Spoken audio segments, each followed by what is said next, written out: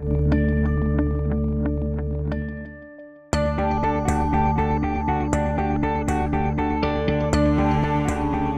Nick Grove from Morningstar.com.au, and today I'm joined by Head of Equities Research Peter Warnes, who's here to discuss the Your Money Weekly biannual forecast. Peter, thanks for joining us today. Good to be here, Nick. Just got through the snowstorm. First of all, Peter, where do you see the ASX 200 sitting in 6 months' time, and will volatility still be our constant companion? Yeah, Nick, volatility will still be our constant companion, no doubt about that. There's too many influences out there from all corners of the globe that are impacting global financial markets, and we're part of it. And so, yes, we'll have to deal with volatile conditions for some time to come. In terms of where the ASX 200 might be in 6 months' time, I don't like to really put numbers on indices, but I do think there's a better than even chance the markets will tend to drift higher. I just don't see any significant problems on the horizon, despite the fact that the US will increase rates later in the year. There's some traction in the domestic economy. Employment is very, very, sticky, if you like. And there are a couple of reasonable signs there. So I think the markets and the Australian market will drift a little higher. Nothing spectacular. Let's be honest, the halcyon days of double-digit returns are well and truly over, and settled in for a period of mid to high single-digit returns for the next few years.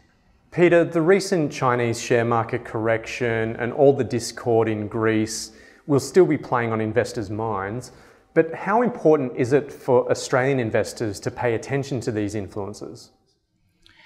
Well, Nick, you've obviously got to pay attention to them, but how much attention and how much should you,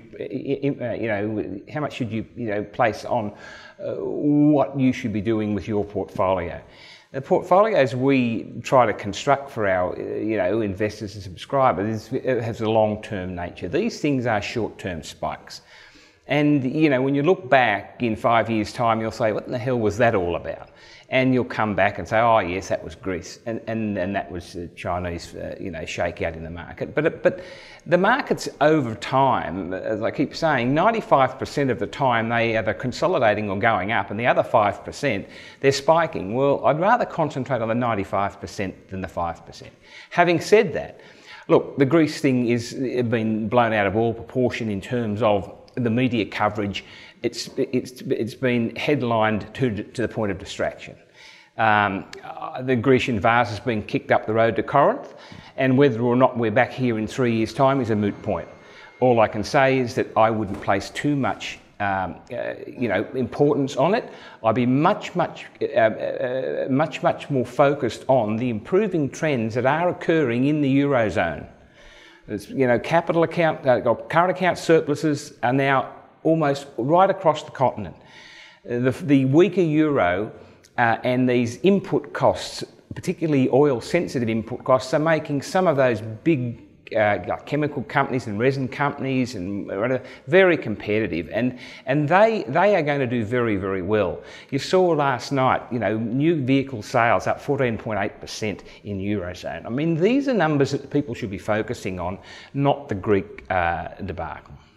In China, it's a bit of a different situation because we're much closer there, and we think everything China, has got to affect Australia, and to some extent it does. But again, that stock market is the mainland Macau, if you like. At this point in time, it's a huge disconnect from what's happening in the economy. The economy is still going at around about 6.5% to 7%. Very continued strong numbers in industrial production, double digit there. Retail sales, double digit. Industrial production about 6%. Fixed asset investment still strong. A rebalancing more to the consumer. It'll take a little time. Let's not get carried away with what's happening in a very, very speculative Shenzhen market. Longer term, as China rebalances and the consumer becomes the powerhouse, that economy and that market will do quite well. Peter, Fed Chair Janet Yellen seems pretty committed to raising rates this year. What implications does this have for Australian investors? Nick, September looks like D-Day, if you like, and we're looking for a modest increase in the Fed funds rate from where it's sitting now, 0 to 0.25 to 0.25 to 0.5. It looks like that the rate will finish there roughly around that number by the end of the year. And look, it's been so well telegraphed, the market should not be concerned. And more importantly, that she has emphasised that subsequent increases and the trajectory of increases after the initial increase will be gradual, and she's reiterated that time and time again only a couple of days ago in the semi-annual congressional testimony. So look, the market should be well and truly locked into that. Will it affect the Australian investor, and what will it do here? Well, as interest rates drift up over there, and we're drifting nowhere but flat to down, and you just saw Canadian rates just cut and New Zealand rates cut, I suspect we might have a cut here. Then that means that the currency movements could start this, testing again, and therefore Australian dollar weaker against the US. That's not to say it'll be weaker against the euro or the yen, but I suspect certainly against the US dollar it will drift back towards the 70-cent mark over the next 6 to 8 months. Now that affects the Australian investor. He should be looking now to have a bit more of his portfolio US dollar facing. You can have income here and look for growth offshore, and US dollar facing growth is the way to play it. Just finally, Peter, what sectors and companies should investors have a decent weighting towards as we head into fiscal 2016?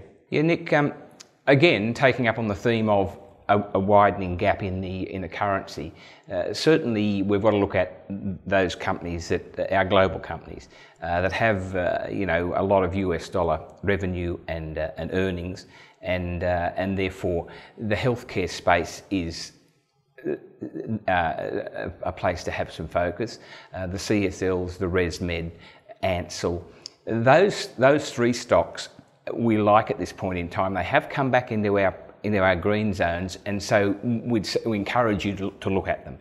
The Ramsays and the Sonics are still expensive, and it's just to look for spikes down, and if they come into the green zone, take advantage of them. But the healthcare space is obviously, we're comfortable with it. The demographics are positive for it. Look, we still like the financials and we like the banks. The credit growth is growing quite robustly at this point in time, and we still see benign bad debts. Still the cost out still happening, and so we're still comfortable there, and those four major banks have come back into the green zone again, and we're quite comfortable, but I wouldn't be going massively overweight them. I'd be market weight the banks, and the yield is obviously very attractive. In some of the other financials, we don't mind the Vedas and Computershare. We've just increased our fair value on QBE, and that some of the negative or headwinds that it's been facing now for many years have now turned and starting to tailwind it, and so look for that stock to probably outperform. And in terms of others, again, US dollar facing, we in Brambles, James Hardie's expensive, but I do like the stock. I just love the way they do business. There's still value, long-term value in the resources space, but gee, you have to be patient.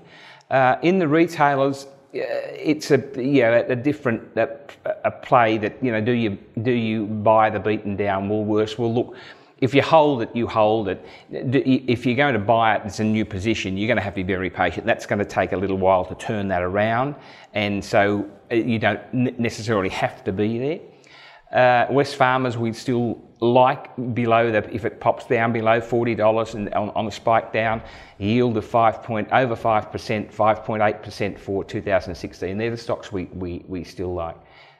So again, US dollar facing. The banks here still for the income.